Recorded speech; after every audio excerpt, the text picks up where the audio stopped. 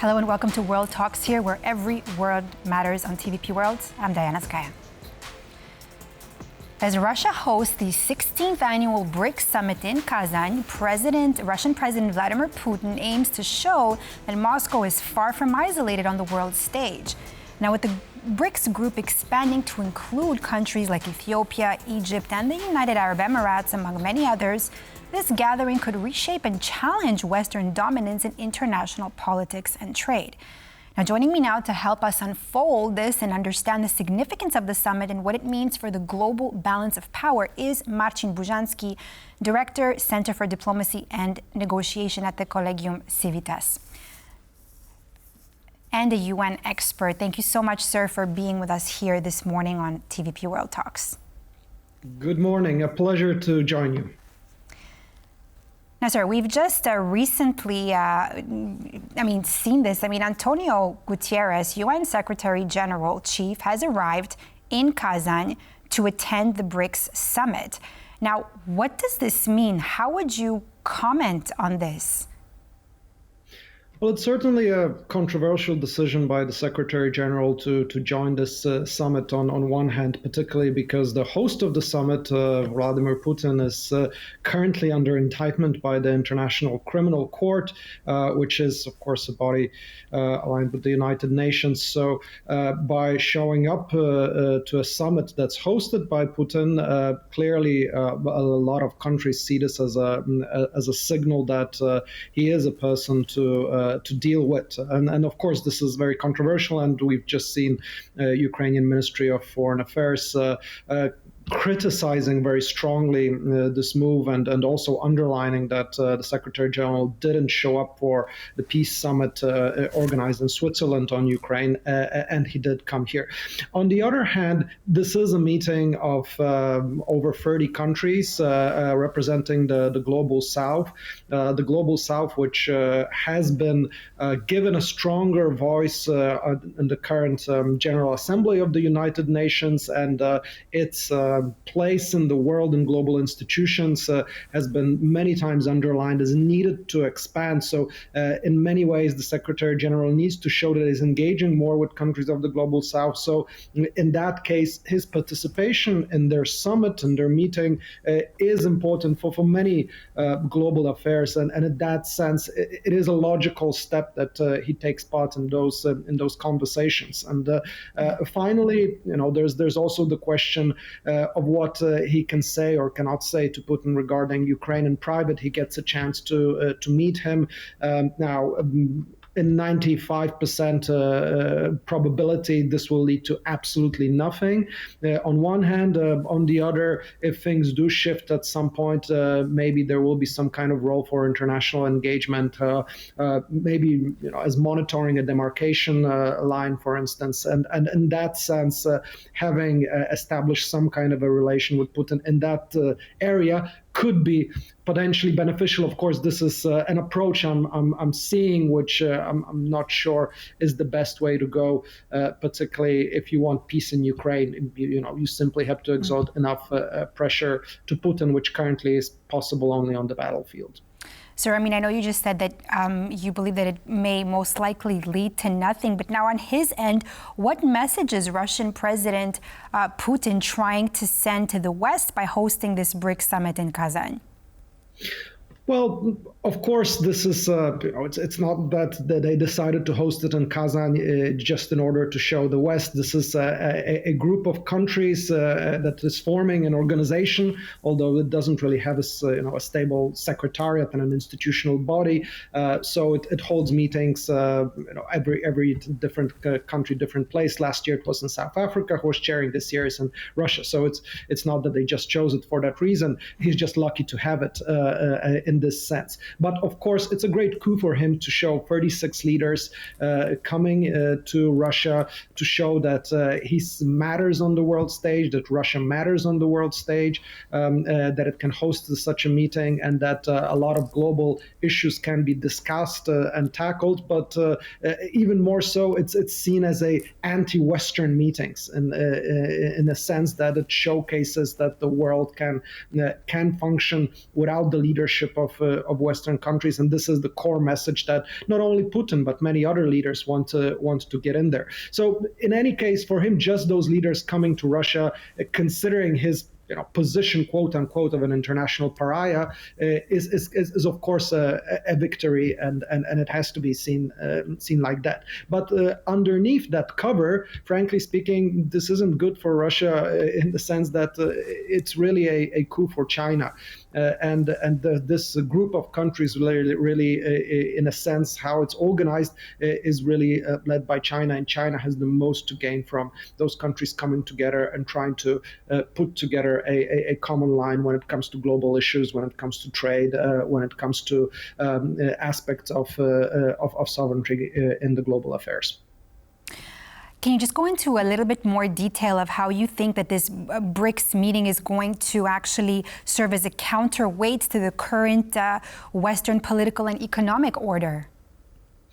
Well, so it's really the key issue here is that can have an effect is around international trade, and particularly how you deal with currencies in international trade. This is a great challenge for those countries because clearly the dollar is an absolutely dominant currency in the world, and it is the whole system based on international trade exchanges is based on the dollar. Now, a number of those countries want to shift that, are imagining even a BRICS currency. President Lula from Brazil has proposed that last year. At the moment, of course, this is extremely far away, and there's been skepticism in different countries from Saudi Arabia to India, most importantly, who said it's not happening in the nearest future, but they're looking into ways to deal more bilaterally based on their current currencies, on their home currencies. They're looking, for instance, to changing their reserves of dollars into gold in order to use that in bilateral trade or trade among the BRICS countries.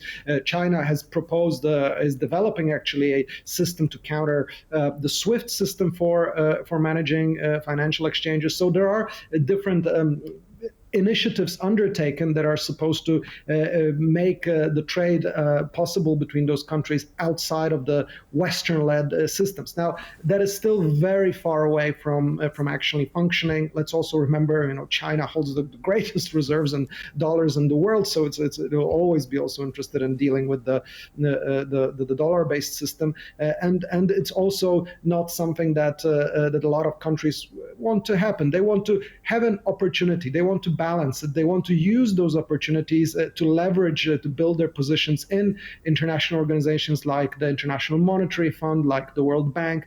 They want to be able to have a stronger position in negotiating trade deals, whether it's with the European Union or with the United States. So this summit also serves for that purpose. Now, you talked about the advantages of the summit. Now, what about some of the challenges that the nations who are wanting to join BRICS may face with its expanding membership? Well, look, let's be very clear. This is not a common line. This is not like a NATO or not like an European Union. Mm-hmm. There are countries here which have vast conflicting interests and some that are openly hostile to each other. Just to say, we've got at the same table Iran and Saudi Arabia, who's considering whether to join the club. We have the United So I'm just going to interrupt Emirates. you there for 1 second. I mean, you mentioned here Saudi Arabia. I wanted to get you on that, but don't you think that for Saudi Arabia, it would possibly bring potential economic benefits, particularly regarding oil production?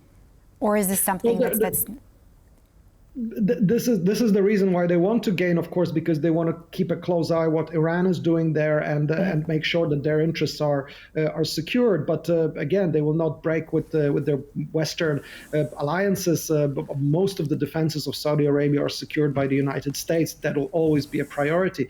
But looking broader at the club, there's also the biggest countries, India and China. It's not like they've got a common policy line and they're close friends. There's a a vast interest in competing here, and there's an ongoing competition, of course, globally between them. It's not a common line. They're looking at some common interests, but a lot of those countries, will not form closer organizational ties with each other, and I don't expect them to form some kind of one block that will be contradicting the worst globally. It's more like a discussion club that's going to build on some initiatives, but those initiatives that are going to build on are most likely to come out of China, and China will try to lead them, like it has with starting, for instance, the credit bank in Shanghai to support this ideas of the non-currency exchange and the new SWIFT system. So countries will engage with that, of course, but they will do it